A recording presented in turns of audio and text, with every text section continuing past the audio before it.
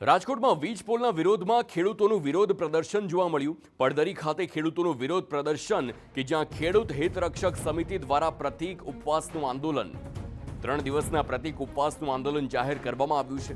7 થી 8 ગામોમાં વીજ લાઇન માટે નોટિસ અપાઈ.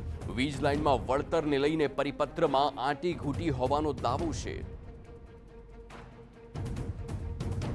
સાહેબો આવ્યા જ રાખ્યા તમે 50,000માં નાખવા દો, તમને 100% વળતર આવે છે દેવું. પણ મને ખબર પડી ગઈ કે આ ગુંડા માણસો છે, કરોડોમાં કંત્રાટ રાખીને ખેડૂત છેતરી જવાના છે. એમ અમે માનવાના નથી. અમને એક પોલના 3 કરોડ રૂપિયા આપે તો હું થાંભલો નાખવા દઈશ, નકર અમે ખેતરમાં મરી જવા ડફનાવા કુરબાન છે. નુકસાની પૂરેપૂરી જ થાય છે. અને આ જે વળતરની આપણે જે 4 ગણીને એમ કહે ને, 4 ગણી તો ઠીક છે, પણ એ ખેડૂત નક્કી કરે ને. ખેડૂતનો માલ છે, ખેડૂતની પ્રોપર્ટી છે, ખેડૂત એની કિંમત નક્કી કરે.